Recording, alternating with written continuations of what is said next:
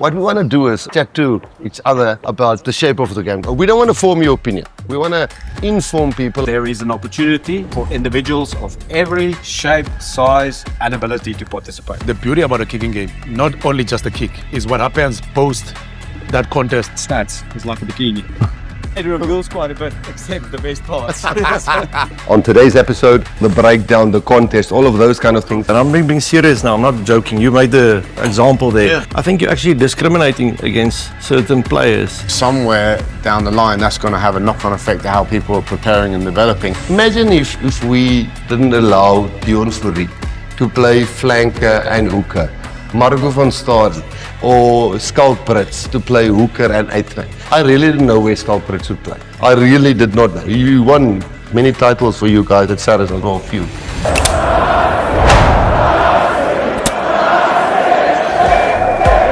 Because our URC teams are playing and European Cup teams are playing, but we finish in November and then we only get back until the global season is sorted out. Yeah. We only start into it in June again. I mean, we get in Tuesdays and Thursdays, we do our thing as the Springboks, but almost when people start watching the Six Nations, we chat about what law changes or variations or focus is there, and I think if we sort of tell the people about it, they can listen, be informed, and make decisions about that, and then we can get into other things in the other podcasts as we go around.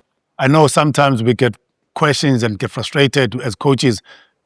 Who makes the law change, Babes? That's a good question. And actually, how does it get implemented and where does it get tested, Pepe? Before we get to the scrums, that's actually the question. Now, how do you start a law or law variation? What is the process? So World Rugby has constant measures out there and tracking data and stats in all competitions. So it'd be your European competition, Super Rugby, even Currie Cup. They'll look at the data and process it and say, the game's trending and a certain way, let's dive deeper. Let's go look at, is this good for rugby or is this bad for rugby? Is this a referee problem or is this actually teams taking, pushing it the envelope too far? The two of us sit on various committees where they do alignment and feedback. But in the old days, people thought that as referees make law changes. Just they get into a room, they drink a few whiskies and they decide, well, this is good for the game and we change it. Yeah, I thought so. Until I got to this level where World Rugby's actually got a proper process, and it should be anchored to the charter again. Yeah. But shape of the game will be somewhere at the end of Six Nations. Yeah. It's an annual conference where various stakeholders, so the referees, they'll have 2 or 3 reps from the referees present that represents all the elite referees. There'll be coaches, elite coaches. There'll be high performance managers. There'll be doctors. There'll be physios. There'll be SSE. People in there, everybody giving their feedback, and there's a guy, a doctor from Cape Town, Ross Tucker. Analytics for them into the tackle height change. Does it have an effect, the desired effect? So then changes are proposed, but it's not unless it's safety, unless it's a clear safety item where everybody agrees we should change this. Exactly. Let's say you have players diving at the legs, No arm tackles. You can sanction straight away. Normally, there's a law already covering that. You just have to step up and show a new trend, and we filter it under there. But to change a law, World Rugby's done a proper process of taking their time. So this sounds good. The merit sounds like this will be good for rugby. It'll be positive on the shape of the game. But then they take it to a first competition to trial. So it's not law changes immediately. Let's say they take it to the Baltic Cup or they take it to let's say Super Rugby takes on a law trial, and then they put all of that through the competition, and when they analyze the data at the end, you see whether it's had the desired effect.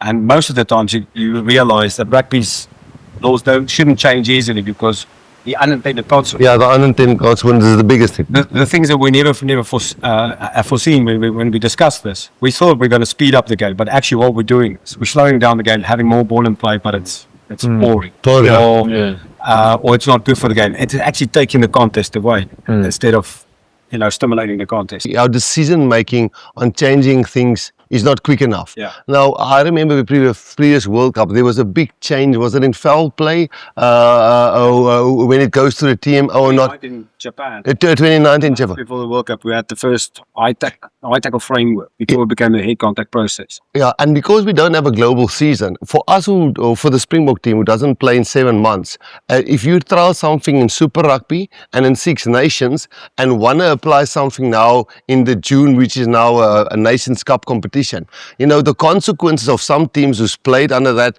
and some teams who doesn't. I think it's somebody made a statement the other day, we have to accept the process of getting law changes in. It's too prolonged. It's too long. I think that's a ridiculous statement because you can't not have a test lab or what do you call it? We'll compare due diligence and make sure because the consequences of a team of money and sponsorships and being successful and where they're ranked in the world. If somebody decides, oh, the game's boring, let's make a decision like that. Then the game is going to quickly go off the charter. Yeah, so there's law labs as well. So if it's a specialist area, let's say the Scrum, they will have a law lab where they put 2 Scrum packs in and they would, put different, sensors and measures on them so they can actually measure the impact and they'll get stats and data from that. And then they'll take it somewhere else. So they call it a law laboratory. And then a law trial goes to a competition with people specifically marking the actual, to see the impact of these variations. That's called normally ELVs, experimental law variations that we use. But there's various forms and they give feedback then to shape of the game on what they've seen. Okay. And then people have to discuss that and question it and challenge it. Because if a law changes too easily, then often we get something that we didn't want. Yeah, this is and I've run this with the various statistic companies, Opta, Oval, there's all different ones.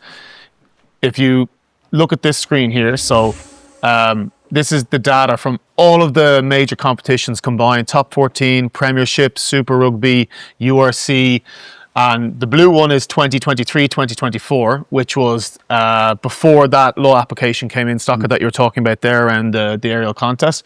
And obviously this is this season's to date. And the amount, there's a bit of commentary at the moment, there's just way too many kicks in the game. It's the exact... Well, let's say it's not commentary. There's a clear drive. There's a drive. To say there's too many kicks in the game and they want to make the kicks not as contestable and they want to get those kicks out of the game, which not true. It's we established it's more exciting now. The contest is more restored and now there's clearly, it's the same amount of kicks. And if I show you the details of the kicks, in the URC, it's 0.2 more kicks, so that is not significant. There's no significant change. In the Premiership, there's actually less kicking. There's significantly less kicking in the Premiership. In the top 14, it's pretty much the exact same, and in Super Rugby, there's a slight increase. So to say with a blanket statement, Super Rugby, there's an increase. Super Rugby, there's a little bit of an increase. If anything, Super Rugby is the one competition that's probably just jumped a little bit, but all the other competitions is either the same or less, and that is also consistent with Test Rugby at the moment. So it's just not true, yeah. They reckon that the kicking game is causing more scrums. We are saying that the competition that decreased their kicks, they have more scrums and their scrums increased. So actually the kicking is not increasing the scrums. So if I show you the top 14 and where the scrums are actually happening, and it's the same at test level. So maybe if I pull that up, that might be interesting and it might, Dan, spark a bit of discussion for you as well. Everywhere I read and where I listen, people are told that there are more scrums in rugby. But it's not true. It's not true. That's the thing. So this is the same thing again. So it's the same competitions, all the major domestic competitions. In blue is 23, 24, and in green is 25, 26. So it's the exact same. And if I show you the details of where the scrums are, in the URC, you might say there's a 0.2 increase. So it's not significant. Every 5 games, 1 scrum. In the Premiership, okay, you might say there's 1 more scrum, and that's actually the competition with the least amount of kicking. In the top 14, there's currently less scrums, and in Super Rugby, there's been currently less scrums. And this is also consistent with Tier 1. There's no significant change in Tier 1 Test Rugby currently from any of the stats that I've looked at. Happy to be corrected, but we have on one side potentially the heaviest player in the world, and then on the other side, it's a picture of Faf and Craig Casey, who would be 2 of the smaller players in the world. And I took these pictures at the time when I saw that one. I saw this and I put them on a folder. And it's actually great that we were discussing some of the scrum stuff there, because I want to actually ask probably a question for you, Andy, and a question for you, Dan. But I'll start with Andy's one and I'll say it to you so you can think about it. But like, let's say if I'm a father and I have a kid that's small or I have a kid that's big, and whether it's a boy, a girl, and a tall or a whatever, and they want to pursue rugby. First of all, I love the idea that any kid, no matter what shape and size, going back to the charter, can play rugby.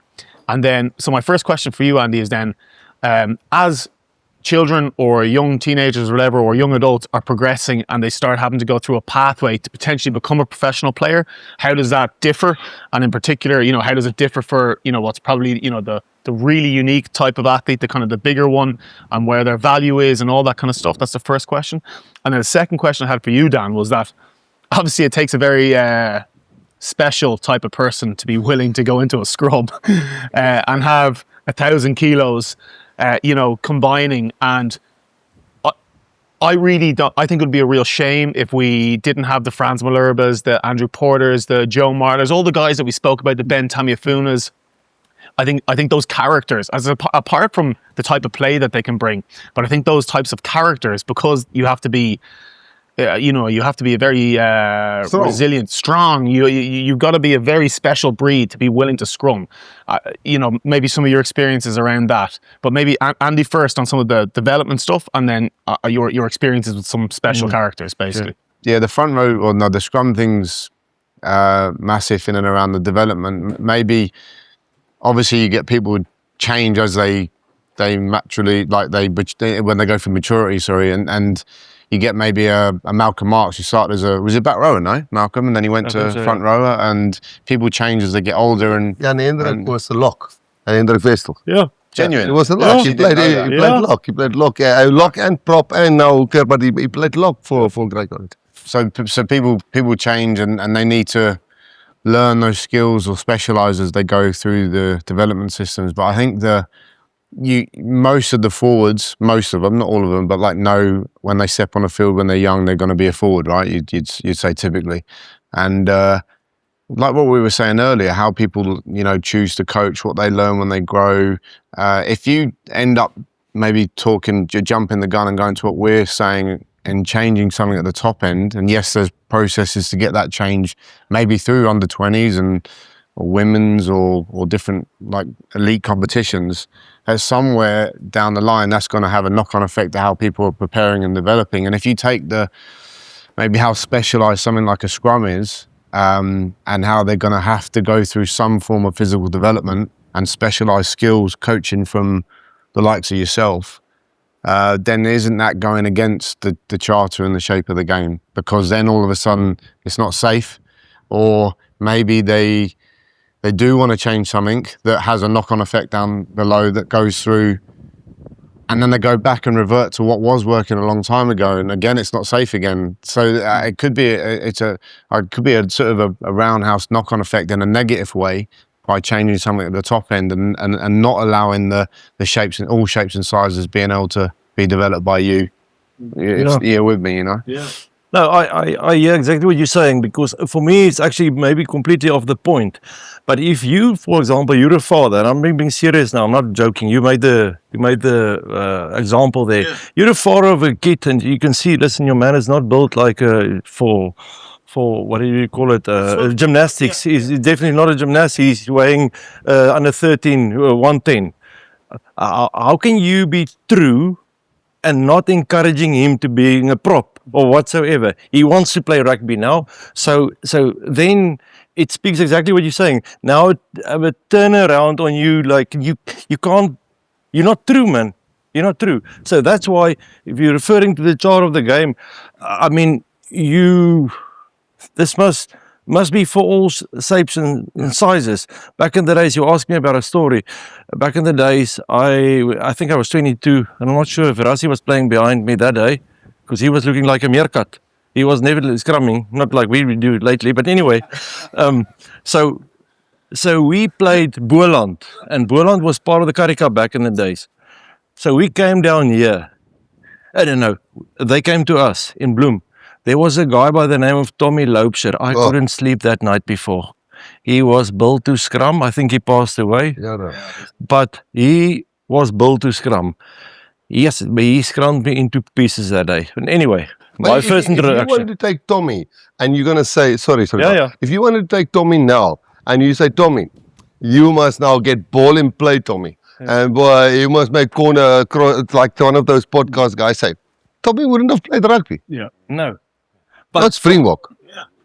But he was back in the day a big asset for his team because you don't want to scrum against. Guess what happened? So in the aftermatch function in the AK Falls there in Bloemfontein, who's the first guy waiting for me at the bar? Well, I didn't. He called me. I don't want to see the guy again. He's waving, come and have a lekker brandy. So anyway, we pitch up there.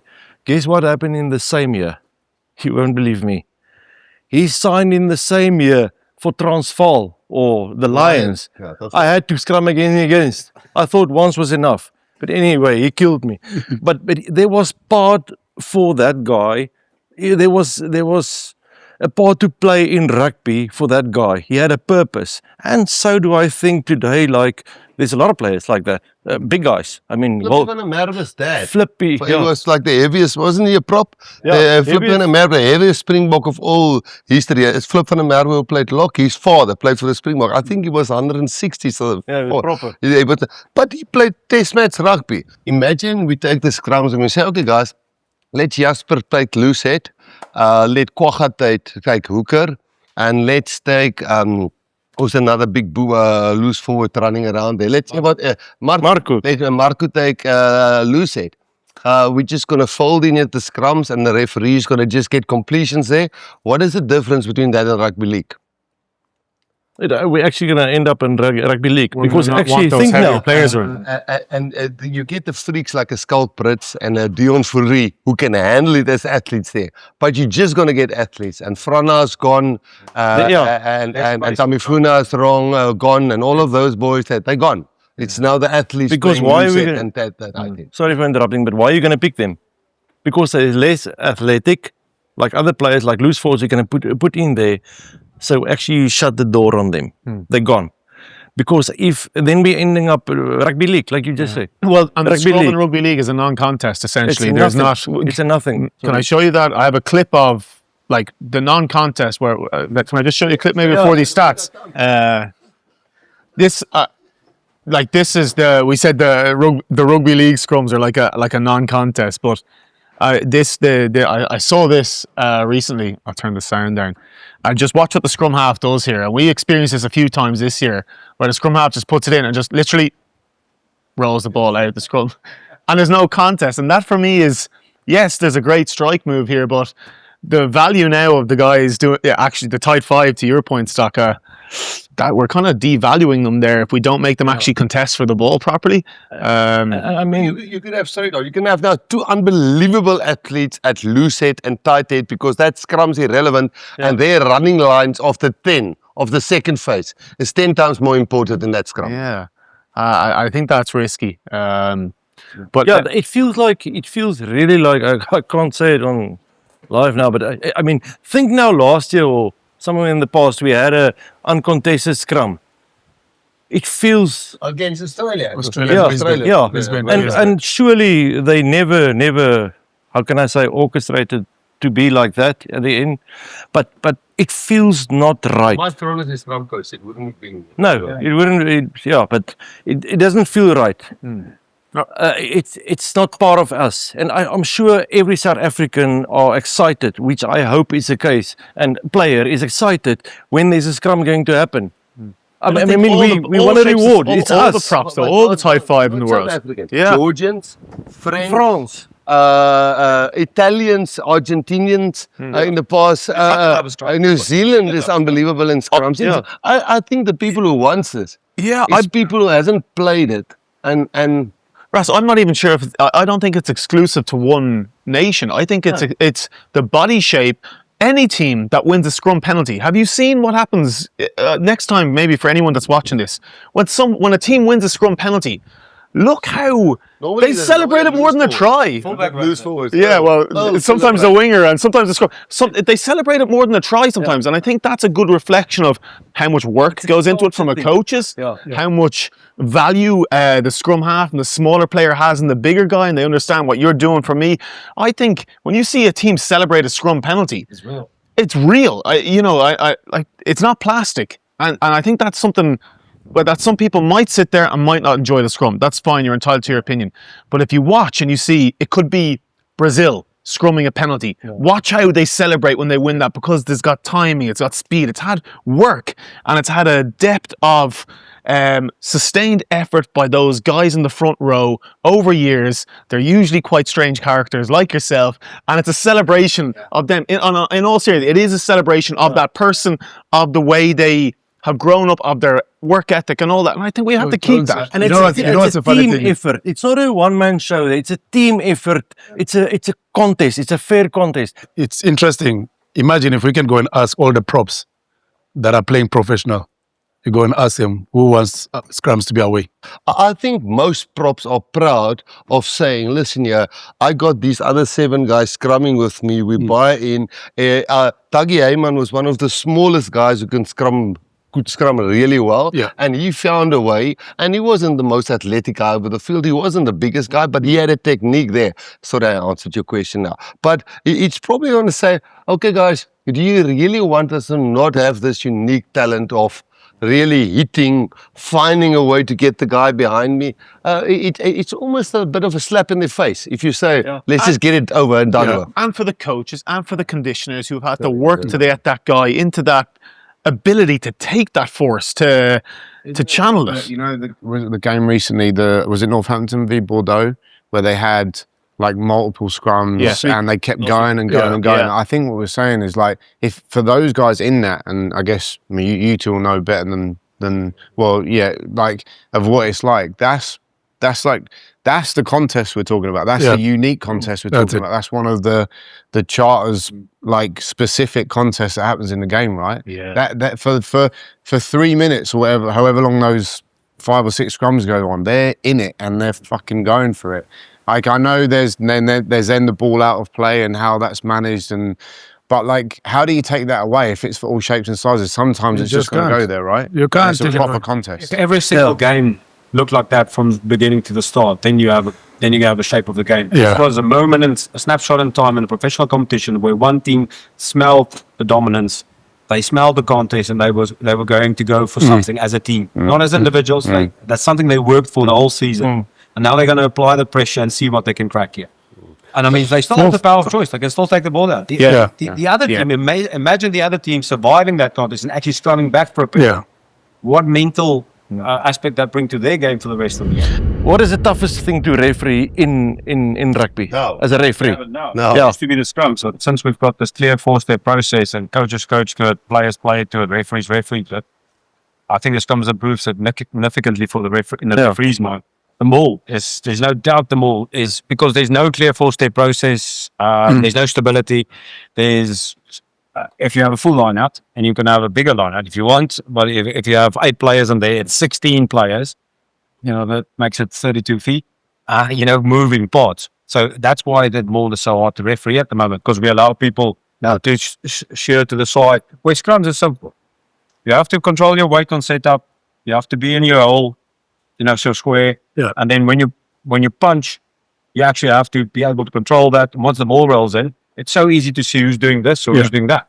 Because it's all bang, bang, bang. Micron should take most of the credit. I know there's a lot of role players there, but he cleared it up, but he was a highly knowledgeable guy. It came through a proper law lab, and they tested it. And he didn't want to favor somebody in the end of it all. He wanted to favor the referees and the crowd to see what. One of the beauties, Rassie, when you refereed the All Blacks, and he was the All Black coach, and he would sit after the game, he would, and I see Don doing some of the things when he sat with me or other referees, he would say, "This is what our prop. Look at his knee angle.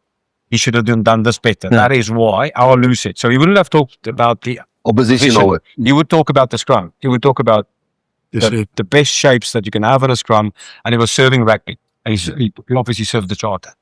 Why would Nigel Owens not run away from scrums? Because his job he never felt, under pressure for his job.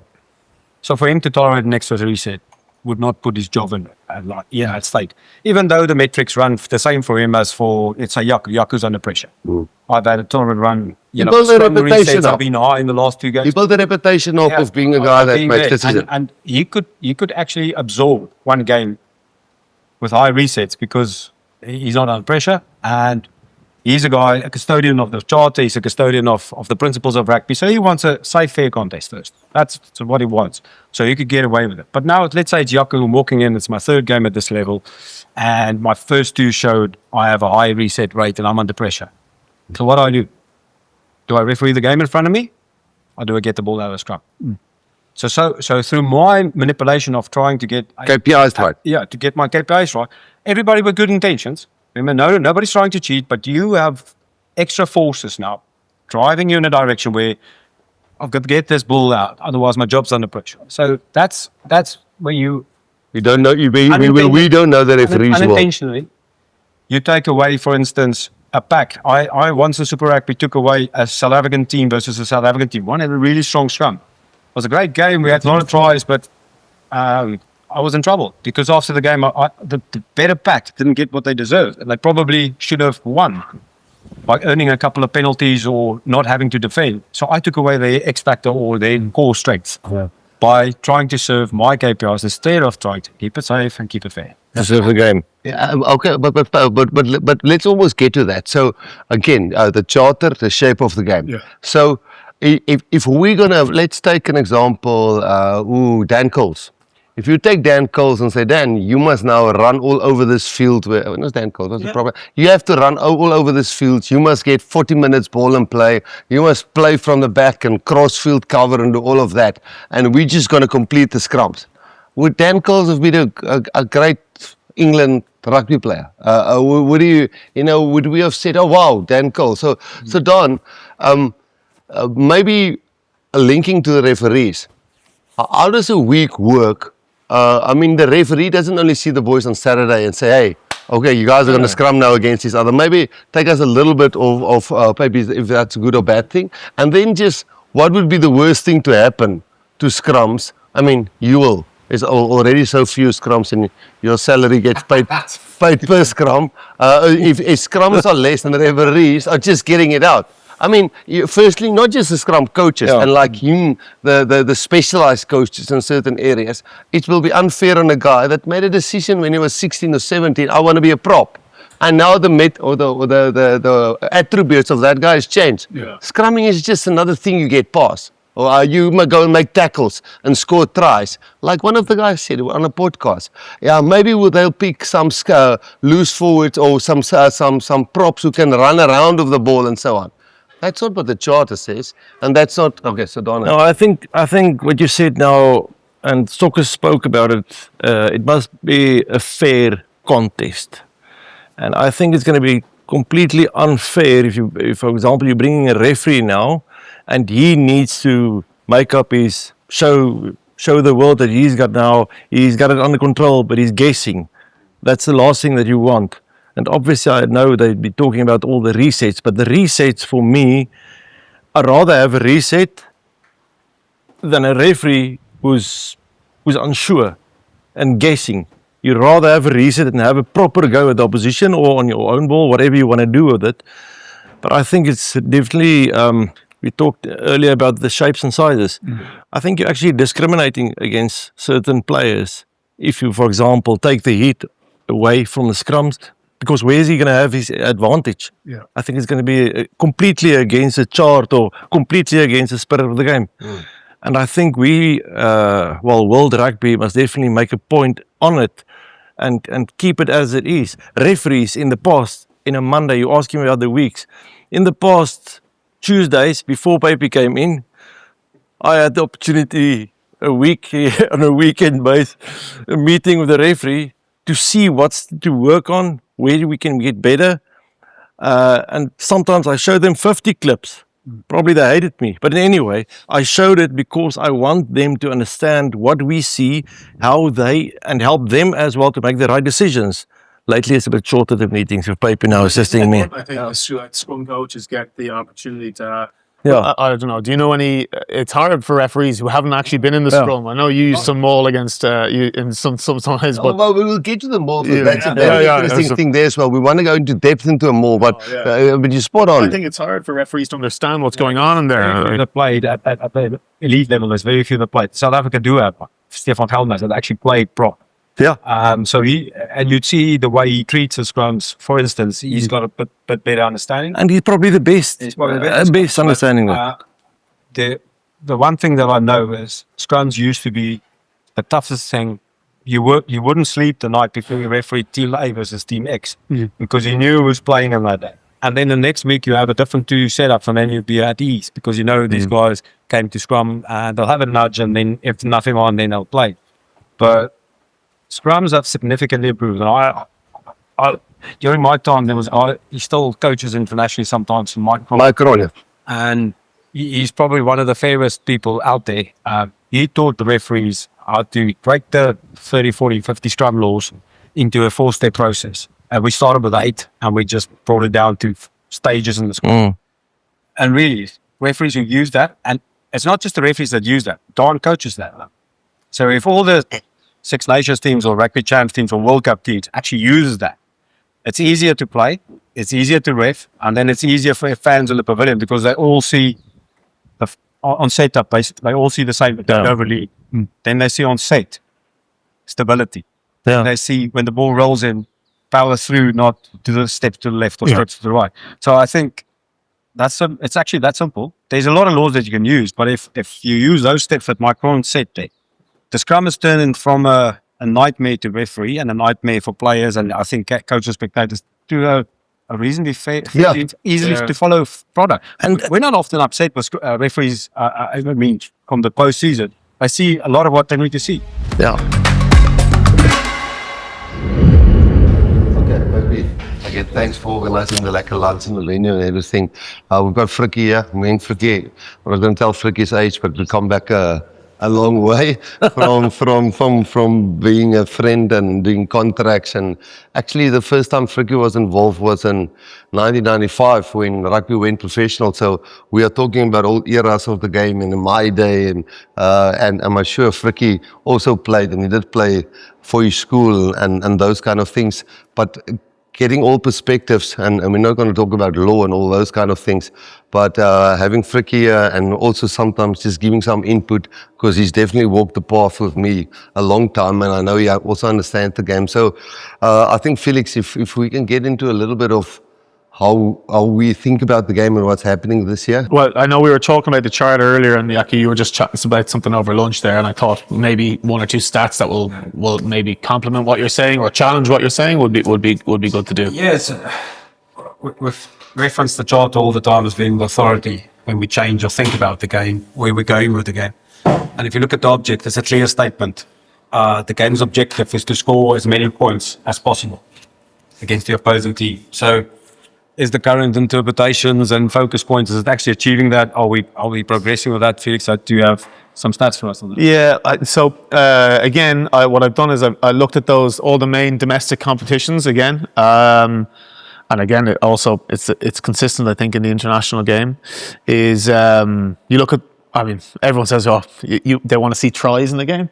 And we are actually seeing, on average, more tries in the game. So compared to, again, I'm using the 2023 season, which was an amazing World Cup and all that, and an amazing club season as well, to what's been happening to date. So in pretty much every single competition, URC, Premiership, Top 14, Super Rugby, we are seeing more tries, which of course means we're seeing more points at the same time. So we are seeing more tries and points across the board. So it's I think that shows the game is in pretty good shape. I mean, I'm finding most games pretty exciting. I think even a lot of the recent URC games and top 14 games and European games, we're seeing some high scoring games with huge tries and big score lines, and I think a lot of fans are coming out happy. And it's almost like a build up. It's like when you get two teams contesting in a really clean way or fair way, like you said, at some stage something has to break open, and you get this dynamic explosion of play. And I've got one or two good clips from this season of international rugby, and one or two club clips if you want to watch these lads and see. So I mean, I know if you compare it to some of the clips you watched earlier to these now, I know which ones I'd rather watch. So this was France and England at the last Six Nations, and it comes off a box kick, but now we get this great athletic contest. It's 50-50 who has the ball. There's an interception, and it's this broken, unstructured piece of play. And yes, it's a little bit unstructured and but it's as exciting for me if I was a fan watching this and seeing this level of play and skill being executed. I know which one I would much rather watch. But there's difficulty in that. Like there's skill execution in that. There's athleticism that you've had to have trained in that. I just think it's a great clip. And I maybe ask you, Yaku, like some of the challenges, even refereeing that. Like there's a lot happening in that 20, 30 seconds there. I mean, for the referees, like is that a more enjoyable thing to referee? Is it harder to referee? What do you think about it? All of this that happened in this movement brought in big judgments. So as we speak in rugby, high impact moments. So there's more in there for the referee and the TMO to deal with on the way to the trial room than having that static, predictable, where it's so easy to sanitize the game. It's over to you. So the ball stays longer in play. The referee's hands off, just stops it, over sanitizes, stands back. Now this, where it's more dynamic, you've got to decide quickly, is it knock on or not? Did that pass go back or forward? There's a line break. Was it obstructed? Yes or no? That kick, was it play in front? Yes or no? Did he ground it? So there's 6 things that the TMO and the referee has to judge right in that 10, 15 seconds. And this brings them right into the game instead of, having that ball in play where it's a little bit over-controlled and it's not dynamic. Then the referee, it's easy to referee. You sit back and you just stop the contest. Where this is a bit tougher to referee, but obviously the thrill of this, to get it right. That's where the best referees in the world, just like the best players in the world, get it right more often than not. Yeah. If that was refereed the way some guys are asking to, it must be refereed, and maybe it was refereed in the past or played in the past, it would have been a ruck. The guy would have performed a caterpillar breakdown. He would have kicked. Everybody would have blocked. That guy would have caught the ball without any contest. He would form up a ruck again. They would form a caterpillar. There would be no space because all 14 men will be on their feet. There will be no pressure in the air. And now it will be more ball in play and it will be kicked. And it would say, the only pressure thing there would be, did the 9 kick it at the right spot? Yeah. It would have bored the whole thing out of there. But because the ball wasn't just catch with a hell of a glove around the guy catching the ball, and now there's dynamic things that happen, and it was one of the most beautiful tries. You take it to your previous clip, it was all sanitized and so boring as hell. And if we go back to that stuff, I think we've overkilled that. There's also something that people don't pay attention to. There's a lot of decision making in a short space of time after the ball left, for example, from the scraps. Do you understand? If you look at now the French side, number 2 was involved in making a pass in that space. You get props, you get locks that are also understanding, listen, maybe we've got a period of 6 to 10 seconds to understand where we can capitalize because the defense again is disorganized. Do you understand? People don't understand that a kicking game, it creates those opportunities where you can capitalize, defense are not set up. This is where I see huge opportunity for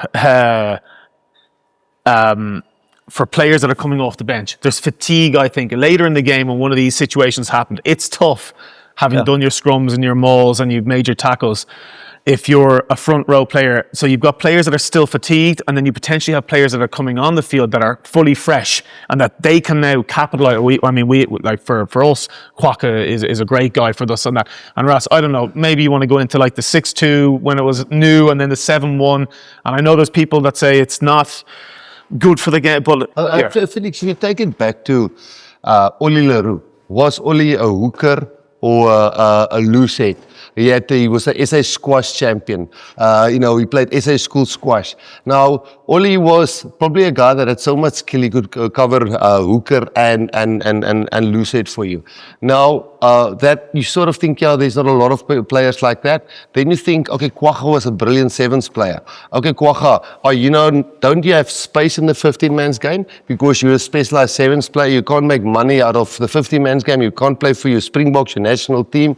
Sorry, Kwagga, we can't pick you for the 50-man game. So it's almost if RG Snyman was a little bit shorter and faster, you would have think this guy would have been an awesome inside center. There's a lot of guys who play loose forward who at school played number 10. So as much as Don and all of us say, this guy is Frans Malherbe or Steven Kitchoff, out and out prop. What about the guy who's a little bit shorter, a little bit not as fast, but has the skill of a backline player? So the 6'2" or the 7'1", it's not always for the team. It's sometimes for the player. Sometimes you want your best 23 players involved in a test match for your country for that specific match against the opposition that you're playing. Now, because some people are saying, oh no, backs must be preserved on the bench, or what if you have a forward, a loose head, a tight head, or a hooker that can play loose head and tight head? You've got 3 guys in the front, as the law books say, as the charter say. Yeah. But then you have 4 brilliant backs you want to bring on. But because you want to have the same amount of forwards as backs, somebody now decided that this guy can't play test match rugby. And again, somebody decides who's the spirit of the game. Hell, Peter Steff played for us, when we scored a try, he played for us 9 against one of the top nations in the world. And he could play 9 for us. Because he's tall, he must be a 7 flank, he must be a lock. I don't also think the charter must always for you decide what must your bench lookup be? If the law says 3 guys in the front row, you adhere to that. Because Andy, you've seen the studies. Having fresh players on the field has never caused more injuries. That's been documented. So some people just sometimes try to create a narrative that that's better for the game. It's like the bikini thing. They just show a bit. Like to lean on the, like let's say how we choose, all of us, everyone that works with the boxer, we choose, we want to manage the squad. You could say, okay, how are injuries going to happen? Okay, previous injury history we know is massive. Like if you go down the medical route, but everyone's got probably previous injury, right? Then there's a collision stuff and all the rest of it. But then another massive one is fatigue. And if you think away from the games, how do we train people? Why do we not overtrain people because of a fatigue factor, right? But if you go down the route of then saying you shouldn't be able to replace players because it's an injury risk to the people that are playing, which is not true. That's not right, because you could look at it another way, how we want to manage our squad, and say, well, hold on, because of how we see fatigue manifesting itself over a period of time, we get the luxury of deciding who comes on and off, or who rotates in and out of the squad. So if you want to take someone off at 30 minutes or 20 minutes or 60 minutes or play the whole game, okay, you might be forced in an injury or a card or whatever, but otherwise it's our choice, right? And that's how we're going to manage a player. So you could look at safety a different way and say we're actually looking after them in a longevity mindset rather than the game here and now, which is... Okay, I do things to that. The first one is, I think on the record we can put it like Ross Tucker, who works for World Rugby, has scientifically proven it. Having fresher players on the field minimize the risk or make it less. Yeah. That they say. So that's it's not true. It's not true. Frikkie, Gary Sonnekes, and wasn't he coached the Springboks? Am I right? Didn't he play 8th man and 9 for the Springboks? Gary Sonnekes, way back when I was a child, played number 8 and 9 for the Springboks. So it's not something new. I remember my dad telling me about that. He coached me, Gary Sonnekes, at the Free State. So, is it us now or all of it? No, there were guys in those days who already played 8th man and for the national team. Sometimes I think certain players are better suited to come off the bench or to be engaged on what they're seeing on the field and come up with the solutions, versus starting at the very beginning where it's white hot heat and there's everyone is perfectly fresh. I think certain players are just better off watching, analysing and going, oh, I can see a little gap tactically in this game, I'm going to apply myself there. Or coming up with the solutions, like we had the red cards this year, and I think it was Kwaka or RG were coming up with some of the plans at half time, which we didn't even have as coaches. But because they were so engaged and they were so attuned to being the guys who are used to inserting themselves in the game from the bench, it was a great benefit. Just traditionally again, some things I believe are habits and some things are laws and rules. And we must adhere to laws and rules, but not to habits. Yeah. So if people say that guy was a reserve, we bring him on as a reserve if somebody gets injured. if we decide we don't have reserves, and this guy is busy analyzing the game from the side as a player who's almost thinking like a coach. I remember, I like take Harry Sonicus as an example. I remember when Piet Kleinans allowing me as a player to halftime do something to talk about tactics of the team. People box things in. A captain is the captain. He has this role to play. Yeah. Maybe in your team. Maybe when you grew up, maybe in your era. But our captain or the captain in the different teams is not necessary. There's no rule or law that say that the captain must make the toss before the game and he must talk to the referee during the game. But we in the game as the lock that talk to the referee about lineouts, the prop who talks about scrum. The captain is actually, traditionally, people form the narrative around the guy. You the captain, you make all the tactical decisions. That's changed. So there's no law that says the captain must do it that way. So a guy coming off the bench, he can have a different role. He can have an analysis role. He can have. Sorry. I think that's where Felix. A lot of people they make a mistake. If we're not going to keep evolving and keep on coming up with different ideas on how to play the game, on how to use your bench, to understand. When you talk about the shape of the game, if we're going to stick to old school, I don't think people will probably pay a lot of money to come and watch. We've certainly learned the hard way, I think both sides, we and referees and us and referees. But I mean, by doing stuff like this, I think people will now understand that the referees world is not easy. And because they almost never win on both sides. And again, I'm saying this from somebody who's learned the hard way that, hey, understand both worlds. But going forward, I think if the viewers start understanding this small detail that goes into the process, it will just make them not, of course, they might be criticized more, but they'll understand a little bit more. And I think that's more or less what we try to do here.